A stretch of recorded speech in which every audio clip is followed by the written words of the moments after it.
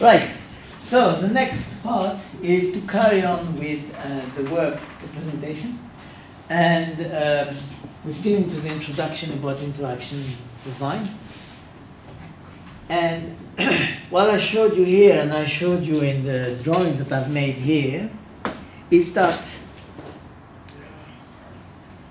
it's not just a matter of you making something that kind of work, because that's craftsmanship.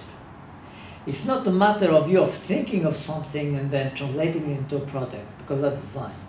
It's a matter of you thinking about a product, translating it into an artifact, or a device, or a technology, or an application, but also verifying that it all works. And when you say it all works with the user, with the content, with the way the user addresses the content, with the way the content is presented to the user, with the way there are different channels for the user to address and get into the content, and how many medias are available for you or for your system to display the content to the user. So you have to think about all of that. And that's why it's called design. Because it's, to use a mathematical expression, it's an NP problem. There are too many possibilities for you to solve them methodically. So if I ask you to calculate the budget of this classroom to go for a trip to, let's say, Brighton, you take the airfare, you take the food, you take the hotel accommodation, you take the cost of insurance, the cost of having bottles for us to drink on the way there, and you add maybe we'll have a dinner, the food, etc. You can all calculate that, and we can all come up with a more or less similar amount, yeah? But that's very different with design. You can't do it on a spreadsheet because there are a lot of parameters that it could be one or the other. And there's nothing to say that one is right and one is wrong. So you have to try. And that's what I'll come to in a minute. It's you have to try. And to repeat what I said yesterday, or last time we met, and it was wonderful for those of you who were there, because you could see that Jamie and I have very different ways of doing things. I have Facebook, he hasn't got Facebook. I do everything on Facebook. He doesn't want to do that. Am I right? Is he wrong? Am I wrong? Is he right? No, we're just different. And that's where you need to think about the 16 years of brainwashing that you had and realize how wrong it was. Because there is no such a thing as the truth, and there's no such a thing as the false. It's not black and white. It's all hues of gray.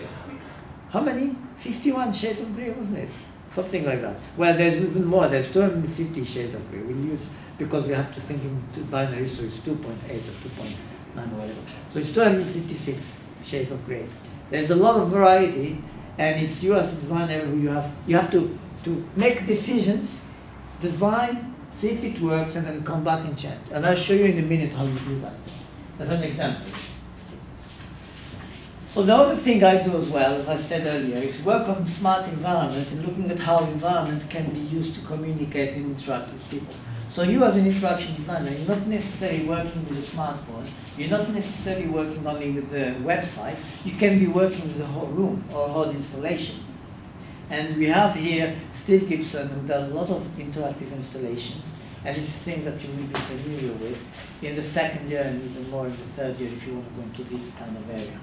So here, you look at much more than just the technology. You look at how the interaction is going to happen.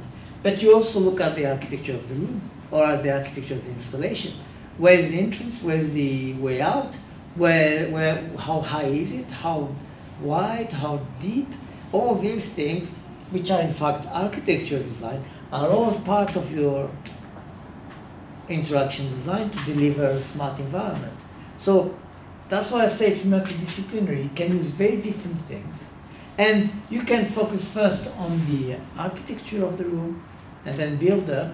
Or you can say, no, I want to start from the kind of experience I want my user to have and then deliver for that. Or you can start in the middle. So there are different ways of doing things. And of course, for you, it's like, oh my God, how are we going to do that? Because we're not used to this kind of thing. Well, that's my job over the next 6 months, is to teach you how to do that. And trust me, I'm a doctor, so I know what I'm talking about. So I'll skip this and go here.